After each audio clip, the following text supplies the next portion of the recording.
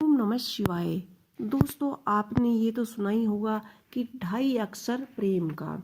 तो आज हम आपको सुनाने वाले हैं शिव और पार्वती की एक बहुत ही प्रेम कहानी। प्रेम शब्दों में 2.5 अक्षर होता है जो 2 पूर्ण और एक अधूरे शब्द से बनता है।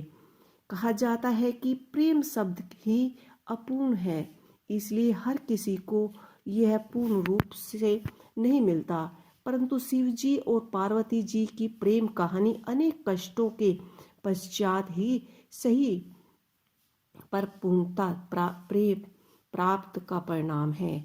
चाहे इस प्रेम को संपूर्ण होने में युगों युगांतर लगे हों। इस प्रति में पार्वती जी का कठोर तप तो शिव जी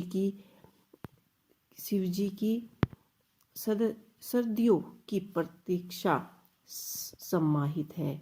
इन दिनों जितने अद्भुत जीवन साथी आज तक कोई नहीं हुआ। तीनों लोकों के स्वामी होकर भी शिव जी ने पास ना स्वयं ही धारा और ना ही स्वयं का आकाश रहा। वह प्रकृति की गोद में बस कैलाश पर्वत ही उनका निवास स्थान हुआ। और दूसरी ओर पार्वती जी हर जन्म में राजकुमारी या बड़े घर में कन्या के रूप में हुई। फिर भी उन्होंने अपने जीवन में शिव जी से अधिक किसी की भी चाह कभी नहीं की। शिव जी सकल दृष्टि के स्वामी, परंतु अज्ञानियों की दृष्टि से एक अघोरी से ज्यादा कुछ नहीं। पर उस दिव्य स्वरूप देवी ने शिव जी को भी जो पूर्णता दी, उससे वे देवों के देव महादेव बन गए। पुराणों के में विवरण है कि पार्वती जी ने शिव जी की अर्धांगिनी बनने के लिए 108 बार जन्म लिया। अंत में 108वीं बार में पार्वती जी बनी। पार्वती जी के स्वरूप से पहले उनका जन्म दक्ष प्रजापति की कन्या के रूप में हुआ। जब उस जन्म में भी उन्होंने प्रेम विषीभूत होकर शिव जी पर संग प्रेम विवाह किया, परंतु उसके पिता प्रजापति दक्ष की इच्छा रही थी कि सती विष्णु जी की वर्णन न करे, ताकि वे सब प्रकार के वैभव से युक्त व प्रसन्न रहे। पर सती तैयार न हुई, बल्कि उन्होंने घोषणा कर दी कि मेरे वास्तविक सुख तो महादेव में निहित है। सती रूप में शिव जी की भक्ति और दृष्टि से उन्होंने पति के रूप में ही पाया। इसी बात से दक्ष प्रजापति शिव जी के विरोधी बन गए और अपना सबसे बड़ा शत्रु अपने ही जमाई अतिथि शिवजी महाराज को मानने लगे। शिव जी को तुच्छ दर्शन के लिए दक्ष ने एक महायज्ञ का आयोजन किया, जिसमें सभी देवी देवताओं, यज्ञ किन्नर, साधु संत, ऋषि मुनियों को बुलवाया गया। वह स्वयं की पुत्री और जमाता को छोड़कर इस यज्ञ में जाने हेतु पार्वती जी ने शिव को समझाया बुझाया कि आमंत्रित तो पारगियों को किया जाता है, परायों को किया जाता है, अपनों को नहीं। और वे वहां बिन बुलाए पहुंची तो उन्होंने वहां अपमानित होना पड़ा। उन्हें शिव जी की बात ना मानकर गलती की हो जाने का भान हुआ। और जब उन्होंने शिव जी के प्रति अपमानजनक शब्द सुने तो वह जब वहां से चली तो उसके गुणों में यज्ञ भंग कर दिया। सती ने पूर्व जन्म में पुनः शिवजी से मिलने का वचन देकर प्राण त्याग दिए। शिवजी माता सती का मृत शरीर लेकर विक्षिप्त से घूमते रहे। तब विष्णु जी ने सुदर्शन चक्र से 91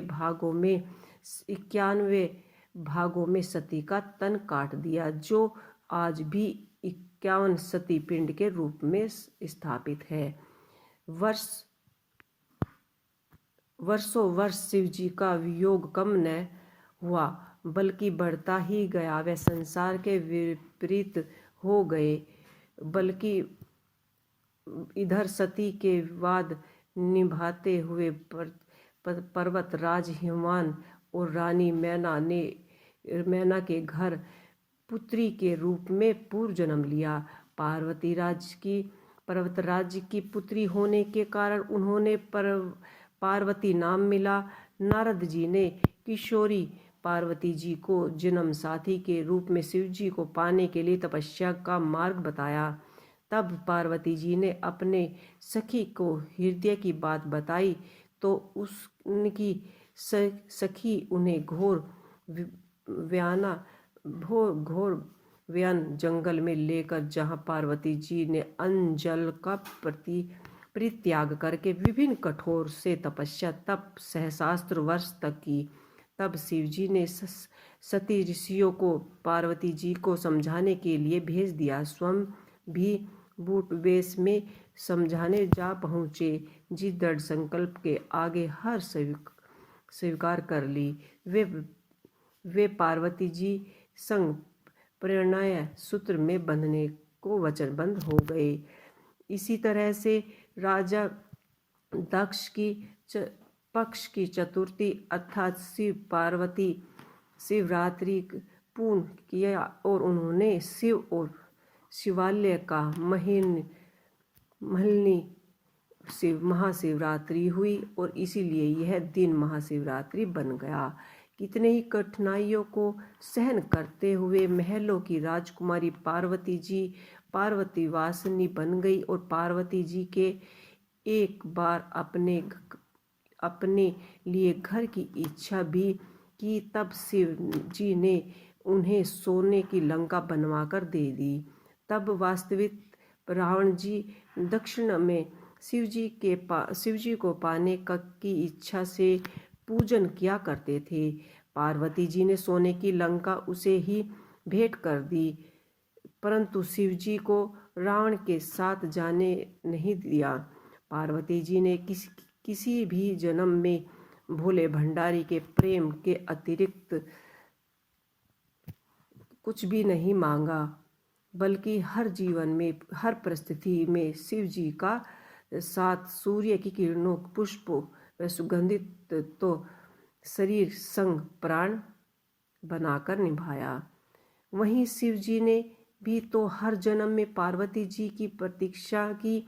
शिव जी जो गले में मुकुंड माला पहनते हैं वो पार्वती के हर एक जन्म का ही तो प्रतीक है, जिसे वह हृदय से लगाकर रखते हैं। वास्तव में पार्वती जी उनको इतनी कठिनाइयाँ सही तो शिव जी ने भी अर्थात योग सहे, जिसे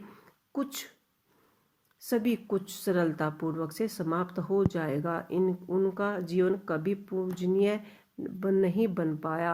अंत में दोनों ने संपूर्ण प्रेम की परिभाषा घड़ दी और आज भी इसको लेकर इस भक्तिगण सदियों बाद भी इस संपूर्ण प्रेम के दिवस को महाशिवरात्रि के रूप में विशेष उल्लास उमंग ऊर्जा मंदिर घर पंडालों में पूजन व्रत करते हुए रति जागरण के साथ मनाते हैं। साथ ही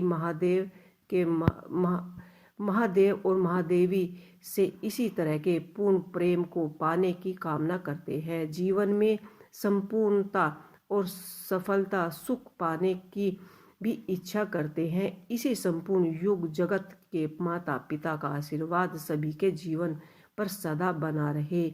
सभी को महाशिवरात्रि पर्व की